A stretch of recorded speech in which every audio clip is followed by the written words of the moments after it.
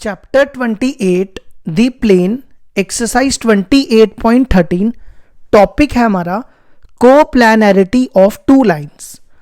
देखो, दो lines coplanar कब होंगी?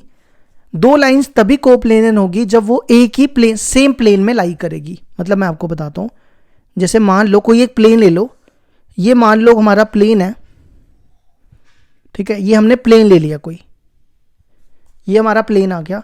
अब हम इसमें दो लाइंस, ये देखो, ये लाइन, एक लाइन ये होगी और एक लाइन ये, मान लो ये दोनों लाइंस इस प्लेन के अंदर लाई कर रही है, तो हम इन दोनों लाइंस को कोप्लेनर कह सकते हैं। समझ आई बात? कोप्लेनर का मतलब होता है कि एक ही प्लेन में अगर ये दोनों लाइंस लाई करेंगी तो कोप्लेनर। अब हमें उसकी कंडीशन बतानी है कि कब ये कोप्लेनर होगी। देखो, इस प्लेन की, इस लाइन की इक्वेशन ले लेते हैं, R vector equal to a1 vector plus lambda b1 vector. ये हमने इसकी इक्वेशन ले ली। अब आपको पता है कि ये जो a1 होता है, ये आपने पढ़ा भी है पीछे, a1 होता है पॉइंट। a1 क्या होता है? पॉइंट। तो इस लाइन पे एक पॉइंट ले लेते हैं, a1 वेक्टर, ये हमने p पॉइंट मान लिया इसको, या इसको a पॉइंट मान लो, a ले ले, इसका नाम a रख देते हैं, ये a रख लिया। और ये जो b1 होता है वो पैरेलल वेक्टर होता है, इस लाइन के एक पैरेलल वेक्टर होता है, ये मान लो एक b1 पैरेलल वेक्टर है, ये आपने पीछे पढ़ा हुआ है ना लाइंस में। अब ये दूसरी लाइन है, इस लाइन की इक्वेशन ले लेते हैं, r vector equal to a2 vector plus mu times b2 vector. इस पॉइंट को b रख लो और इस पॉइंट का क्या नाम होगा? a2 वेक्टर, ठीक है। और इसके अलोंग एक पैरेलल वेक्टर बना लो, इस लाइन के अलोंग, ये बना दिया हमने एक पैरेलल वेक्टर जिसको आप b2 वेक्टर कह दोगे। यहां तक हो गया क्लियर? ठीक है। अब आप क्या करो, इन दोनों वेक्टर्स को ज्वाइन कर दो, ठीक है। ये हो गया, ये पॉइंट A है और ये पॉइंट B है। अगर आप ध्यान दो, ये B1 वेक्टर और ये B2 है, ये B1 वेक्टर, B2 वेक्टर और AB वेक्टर एक ही प्लेन में तीन वेक्टर लाई कर रहे हैं। हम यहां कह सकते हैं AB वेक्टर, B1 वेक्टर और B2 वेक्टर सेम प्लेन में लाई कर रहे हैं। अगर तीन वेक्टर एक ही प्लेन में लाई करे तो उन वेक्टर्स को क्या कहते हैं? Coplanar vectors. ये हमने पीछे पढ़ा हुआ है, आर कोप्लेनर वेक्टर्स, ठीक है। अगर एक ही प्लेन में तीन वेक्टर लाई करेंगे तो कोप्लेनर वेक्टर। अब आपने स्केलर ट्रिपल प्रोडक्ट में ये चीज पढ़ी थी, क्या पढ़ा था स्केलर ट्रिपल प्रोडक्ट में? अगर तीन वेक्टर कोप्लेनर है, A B C are coplanar, अगर ए बी सी कोप्लेनर है तो इन तीनों का scalar triple product A dot B cross C 0 होता है ना। ये पढ़ा ना हमने कि अगर तीन वेक्टर कोप्लेनर है तो उन तीनों का ए का डॉट प्रोडक्ट बी क्रॉस सी के इक्वल टू 0 होगा। तो यहां पर भी यही सेम कंडीशन लगाओ, ये बनेगा A B vector dot b1 cross b2 vector equal to 0, ठीक है। सेम कंडीशन हमने यूज की। अब ए बी वेक्टर देखो क्या होगा, ये लाइन बना लेते हैं, ये a है, ये b है, ये आपको क्लियर हो जाएगा। अगर आप देखो a वेक्टर क्या है? a1 और b पॉइंट क्या है? a2 vector. तो हमें ए बी वेक्टर निकालना है। ए बी वेक्टर कैसे निकालेंगे? टर्मिनल पॉइंट को इनिशियल पॉइंट से माइनस करेंगे। टर्मिनल पॉइंट है a2 वेक्टर और इनिशियल पॉइंट है a1 वेक्टर। तो ए बी वेक्टर की वैल्यू हो जाएगी a2 vector minus a1 vector dot b1 cross b2 equal to 0। तो याद रखो, अगर आपको पूछा गया होगा कि दो लाइंस कोप्लेनर कब होंगी, तो आपने ये कंडीशन प्रूव करनी है, ठीक है। ये क्या करनी है? कंडीशन प्रूव करनी है। इसके बाद देखो, इसी वेक्टर फॉर्म में, इसका हमने वेक्टर फॉर्म किया ना, तो वेक्टर फॉर्म रखो। और आपको ना ये भी पूछ लेते हैं कि इक्वेशन निकालो प्लेन की, equation of plane containing two lines. इन दोनों लाइंस की हमें क्या करनी है? इस प्लेन में ये जो दो लाइंस कंटेन कर रही है, मतलब इनके बीच में लाई कर रही है, तो इनकी इक्वेशन, प्लेन की इक्वेशन क्या होगी? इस प्लेन की इक्वेशन क्या होगी? तो देखो देखो जब भी हमें प्लेन की इक्वेशन निकालनी हो तो हम क्या लेते हैं, एक जनरल पॉइंट लेते हैं। यहाँ पे एक जनरल पॉइंट ले लो, पी पॉइंट ले लिया, इसका पोजीशन वेक्टर है आर वेक्टर, ठीक है। हम इसको यहाँ से ज्वाइन करते हैं, कर दिया। हम कह सकते हैं कि ये पी बी वैक्टर या BP vector, BP vector, B one vector और B two vector same plane में लाई कर रहे हैं, है ना। ये तीनों वेक्टर सेम प्लेन में लाई कर रहे हैं। अगर सेम प्लेन में लाई कर रहे हैं तो ये क्या हो जाएंगे, आर कोप्लेनर, है ना। तो कोप्लेनर हो जाए तो कौन सी कंडीशन यूज करनी है, ये वाली अभी लिखी हमने। तो BP vector dot b1 cross b2 vector equal to क्या हो जाएगा, 0 के बराबर। अब बीपी वेक्टर क्या होगा ये देखो, ये बी वेक्टर है, दोबारा बना लेते हैं बीपी वेक्टर जिससे आपको क्लियर हो जाए। बीपी वेक्टर क्या होगा, बी वेक्टर अगर आप देखो, बी वेक्टर है a2 और p वेक्टर है r वेक्टर। तो बीपी वेक्टर क्या होगा, r minus a2, r minus a2 dot b1 cross b2 equal to 0। तो आपने इक्वेशन ये याद रखनी है, ठीक है। अगर आपको क्या बोला होगा, प्लेन की इक्वेशन निकालो दो लाइन से, तो ये याद रखनी है। इसी तरह आप ऐसा भी कर सकते हो, जैसे हमने यहां से बीपी को ज्वाइन किया ना, तो आप एपी को भी ज्वाइन कर सकते हो। तो उस केस में इक्वेशन क्या बनेगी, एपी वेक्टर और b1 b2 वेक्टर, ये तीनों क्या हो जाएंगे, कोप्लेनर, और कोप्लेनर, ठीक है। तो AP vector dot b1 cross b2 भी 0 होगा। और अगर आप ध्यान दो, एपी वेक्टर क्या होगा, r माइनस a1 वेक्टर। तो आप दोनों में से कोई भी कंडीशन यूज कर सकते हो, ठीक है। अगर आपको पूछा होगा कि प्रूफ करो कि दो लाइंस कोप्लेनर हैं, तो आपको ये कंडीशन प्रूफ करनी है। अगर आपको पूछा होगा कि प्लेन की इक्वेशन निकालो, वो दो लाइन सेम प्लेन में लाई कर रही है, तो आपको ये इक्वेशन यूज करनी है, ठीक है। ये तो होगी हमारी वेक्टर फॉर्म। अब हम आते हैं कार्टेशियन फॉर्म में, क्योंकि पेपर में कार्टेशियन फॉर्म भी पूछ सकते हैं ना। कार्टेशियन फॉर्म देखो कैसे करेंगे। सबसे पहले हम ये निकालेंगे कोप्लेनरिटी के लिए, फिर उसके बाद इक्वेशन के लिए करेंगे। देखो a2 वेक्टर है, a2 वेक्टर के पॉइंट्स क्या होंगे, मैं आपको यहां पे ना दोबारा से बता देता हूं। ये a2 वेक्टर है ना, इसका पॉइंट क्या हो सकता है, x2 y2 z2, है ना। और b1 वेक्टर a1 वेक्टर का पॉइंट क्या हो सकता है, x1 y1 z1।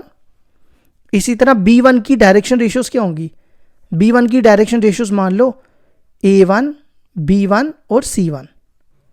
और b2 वेक्टर की डायरेक्शन रेशियोज ले लेते हैं a2 b2 c2, ठीक है। हम यहां दोबारा लिख देते हैं, a2 वेक्टर क्या पॉइंट हो सकता है, x2 y2 z2। इसी तरह a1 वेक्टर क्या हो सकता है, x1 y1 z1। और उसके बाद ये पैरेलल वेक्टर है b, direction ratios of parallel vector, direction ratios of parallel vector b1 क्या होंगी, b1 की हमने क्या ली, a1 b1 और c1। इस b1 वेक्टर की a1 b1 c1। और इसी तरह a1 b1 c1। और डायरेक्शन रेशियोज ऑफ दूसरा कौन सा लिया हमने, b2 वेक्टर, b2 वेक्टर की डायरेक्शन रेशियोज ले लो a2 b2 c2। क्या ली हमने यहां पे, a2 b2 और c2।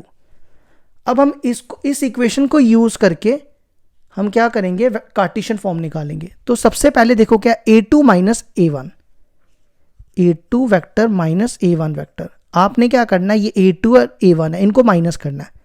a2 को a1 से, x2 माइनस x1, इनके साथ आपने i लगा देना है। फिर y2 माइनस y1, इनके साथ आपने j लगा देना है। फिर z2 माइनस z1, इसके साथ आपने k लगा देना है, ठीक है। अब हम निकालेंगे a2 minus a1 dot b1 cross b2। देखो ये क्या है, ये स्केलर ट्रिपल प्रोडक्ट है। तो स्केलर ट्रिपल प्रोडक्ट कैसे निकालते हैं, आपने पढ़ा हुआ है, ये डिटर्मिनेंट बनाना है, क्या बनाना है, डिटर्मिनेंट बनाना है। सबसे पहले आपने a2 माइनस a1 के कोफिशिएंट लिखने हैं। a2 माइनस a1 का कोफिशिएंट x2 माइनस x1 यहां लिखो, फिर y2 माइनस y1, फिर z2 माइनस z1। ठीक है, ये डिटर्मिनेंट बना के करना है। फिर नेक्स्ट आपको लिखना है b1 के कोफिशिएंट। b1 देखो कहाँ है, b1 की डायरेक्शन रेशियोज, ये b1 है, इसकी direction ratios a1 b1 c1 यहां लिखने हैं। फिर इसके बाद डायरेक्शन रेशियोज लिखनी है b2 की, a2 b2 c2 और इक्वल टू 0 ले लेना है।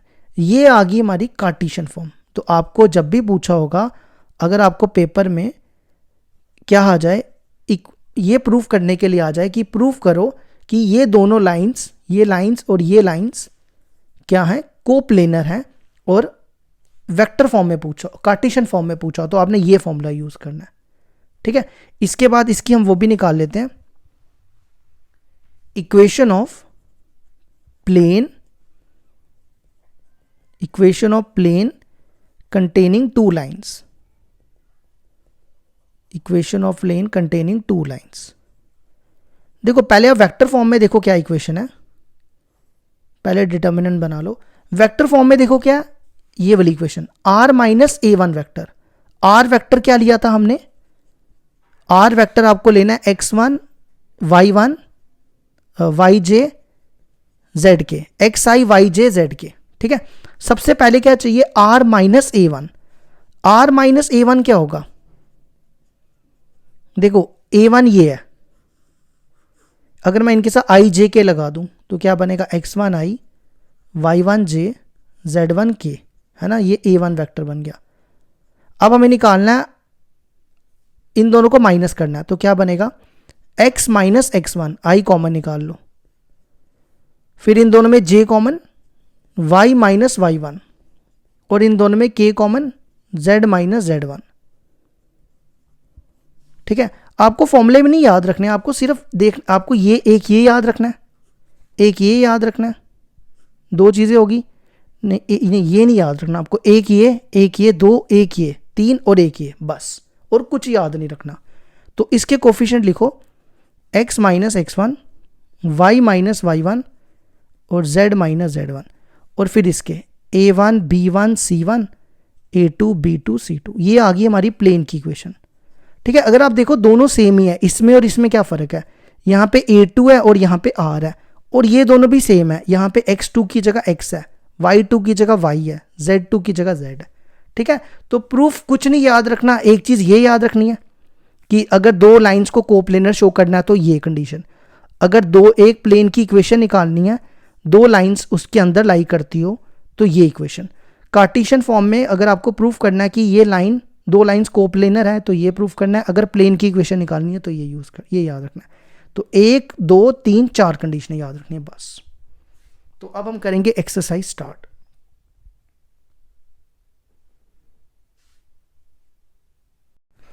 Exercise 29.13 question number 1, show that the lines this and this are coplanar, also find the equation of the plane containing them. देखो हमें क्या करना है, हमें शो करना है ये दोनों लाइंस कोप्लेनर होनी चाहिए। तो हमें उसके लिए ये प्रूफ करना पड़ेगा कि a2 minus a1 dot b1 cross b2 equal to 0। तो हमें ये चीज प्रूफ करनी पड़ेगी। ठीक है, फॉर कोप्लेनर, कोप्लेनर के लिए हमें ये कंडीशन ये मतलब प्रूफ करनी पड़ेगी। तो सबसे पहले देखो ये a1 वेक्टर, ये b1 वेक्टर, ये a2 वेक्टर और ये b2 वेक्टर। तो सबसे पहले निकालो a2 माइनस a1, a2 को a1 से माइनस करो, ये a2 है और ये a है, दोनों को माइनस, 2i, यहां पे i है ही नहीं तो सिंपल 2i आ जाएगा। 6j में से 2j गए, 4j,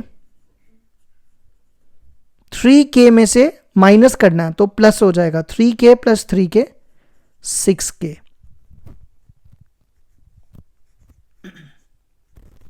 नेक्स्ट निकालेंगे b1 cross b2। b1 cross b2 कैसे निकालना है, आपने डिटर्मिनेंट बनाना है, यहां पे यहां लिखना i j के, और यहाँ पे B1 के कोफिशिएंट, B1 का कोफिशिएंट देखो क्या, I का कोफिशिएंट क्या होगा 1, 1 2 3 यहाँ लिख देना, फिर B2 के 2 3 4। अब इसको एक्सपैंड कर दो, प्लस माइनस प्लस, ठीक है, ये बनेगा I कैप, ये बनेगा 8 माइनस 9, नेक्स्ट बनेगा minus J cap 4 minus 6 plus K cap, ये बनेगा 3 माइनस 4। तो हमारा B1 क्रॉस B2 आ जाएगा 8 में से 9 गए, माइनस I प्लस 2J और माइनस K। अब हमें निकालना है A2 minus A1 dot B1 cross B2। इन दोनों का डॉट प्रोडक्ट देखो क्या होगा, ये A2 माइनस A1 और ये B1 क्रॉस B2, इन दोनों का डॉट प्रोडक्ट करो। I डॉट I 1 होता है तो 2 इंटू माइनस, ये बनेगा माइनस 2। J डॉट J 1 होता है तो 4 इंटू 2 8। K डॉट K 1 होता है तो 6 इंटू माइनस 6 माइनस 6, तो माइनस 6, ये बनेगा प्लस 6 माइनस 6, तो देखो 0 आ गया। तो हेंस 2 लाइन्स आर कोप्लेनर। अब हमें इसके बाद और भी क्वेश्चन पूछा, अभी खत्म नहीं हुआ। इसके बाद इसने पूछा also find the equation of the plane containing them. तो ये भी मैंने आपको फॉर्मूला बताया था पहले भी, तो फिर बता देते हैं। इक्वेशन ऑफ प्लेन कंटेनिंग, या equation of plane containing 2 lines लिख दो, या जैसे क्वेश्चन में लिखा वैसे भी लिख सकते हो, कंटेनिंग देम। क्या कंडीशन बताई इसके लिए हमने आपको, R minus A1 vector dot B1 cross B2 equal to 0। ठीक है, वैल्यूज डालने से पहले इसका इसके साथ क्रॉस प्रोडक्ट कर लो, ये बनेगा R dot B1 cross B2, मतलब जैसे मल्टीप्लाई करते हैं ना, इसको इससे किया, इसको इससे किया, आगे क्या बनेगा minus A1 vector dot B1 cross B2। अब वैल्यूज डालो यहां पे, B1 क्रॉस B2 की वैल्यू देखो क्या, ये दी हुई है minus I plus 2J minus K। A1 vector की वैल्यू हम दिखा देते हैं आपको, ये देखो A1 2J minus 3K cap, 2J minus 3K cap dot B1 cross B2 की value minus I plus 2J minus K cap equal to 0। ये बनेगा R dot minus I plus 2J minus K cap, इन दोनों का dot product करो, इन दोनों का। I तो है ही नहीं यहाँ पे, तो ये 0 हो जाएगा। अब J को J के साथ, J डॉट J 1 होता है, 2 2 ज़ा 4, और K डॉट K 1 होता है, तो माइनस 3 इंटू माइनस प्लस 3, 2 2 ज़ा 4 बोला ना हमने, ये बनेगा 4 प्लस 3। ठीक है, अब आपको आंसर भी मैच करना होगा, तो आंसर भी मैच कर देते हैं। इनमें से ना माइनस कॉमन निकालो, नहीं तो यहाँ तक भी छोड़ोगे तो भी ठीक है, अगर मैच करना तो कर देते हैं। इनमें से माइनस कॉमन निकालोगे तो क्या बनेगा, I minus 2J plus K cap, और ये माइनस 7 हो जाएगा, है ना। अब क्या करो, ये दोनों टर्म्स को ना उठा के इस तरफ ले आओ, मतलब ये दोनों इधर आएंगे तो प्लस हो जाएंगे, तो आंसर आएगा R dot I minus 2J plus K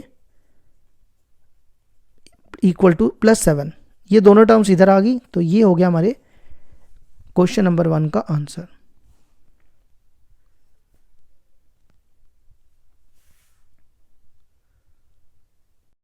question number 2 देखो क्या दिया है, show that the lines this and this are coplanar, also find the equation of the plane containing them.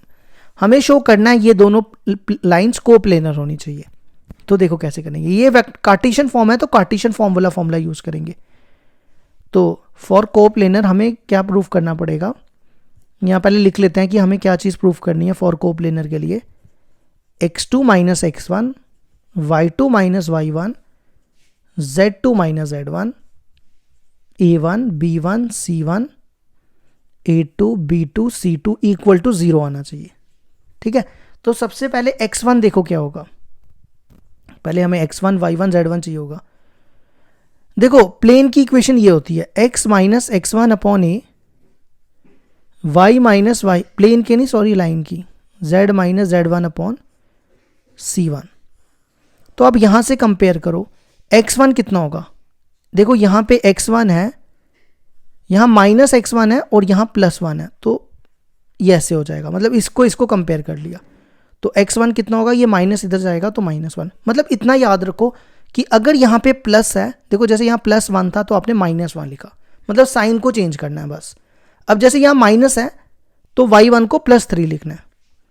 अब जैसे यहाँ देखो +2 है तो z1 को -2 लिखना है, ऐसे याद कर लो। फिर उसके बाद ये a1 b1 c1, a1 होगा -3, b1 होगा 2 और c1 होगा 1। नेक्स्ट देखो आपको क्या चाहिए, x2 y2 z2, वो यहां से निकालो, इसको लिख दो x -0, तो x2 कितना हो गया, यहां पे देखो माइनस है तो ये प्लस हो जाएगा। अब y2 यहां माइनस है तो ये प्लस हो जाएगा, और फिर z2, और यहां प्लस है तो -7 हो जाएगा। ठीक है, अब इस वाले मेथड से कंपेयर कर सकते हैं। अब आ जाओ a2 पे, a2 होगा 1,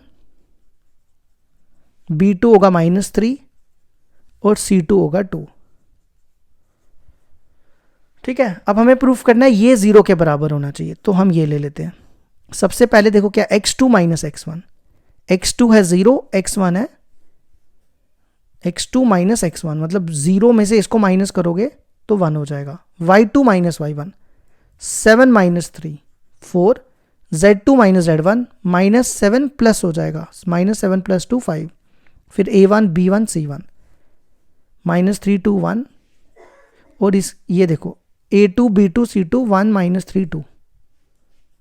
अब इसको एक्सपैंड कर दो, प्लस माइनस प्लस 1, ये बनेगा यहां से 4 + 3 -4 -6 -1 और +5 9 - 2, तो ये बनेगा 7 7 4 = 28 और यहाँ बचेगा 7 5 = 35। ये तो सारे प्लस के आगे, तो कुछ तो गड़बड़ की हमने। फिर एक सेकेंड रुको, हाँ यहाँ गड़बड़ की ना, z2 माइनस z1 क्या था, -7 + 2 -5 आएगा यहाँ, तो ये बनेगा, ये कितना बनेगा 7 5 = 35, तो ये बन गया 35 - 35, तो 0 आ गया, तो हेंस लाइन्स आर कोप्लेनर। इसके बाद हमें इक्वेशन निकालनी है, equation of plane containing them. तो देखो कैसे करेंगे, equation of plane containing them,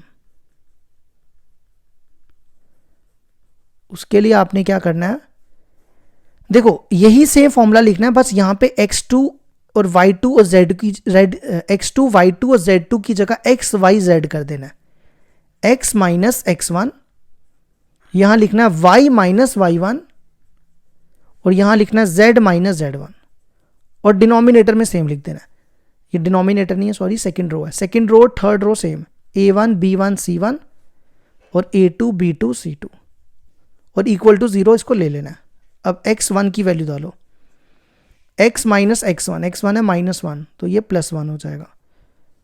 फिर आगे y minus y1, y minus y1, y1 कितना 3, z माइनस z1, z1 कितना है -2, ये +2 हो जाएगा। और यहाँ पर तो यही सेम लिखना है, a1 b1 c1 -3 2 1, फिर यहाँ पर a2 b2 c2 1 -3 2, एक्सपैंड कर दो इसको, आंसर आ जाएगा।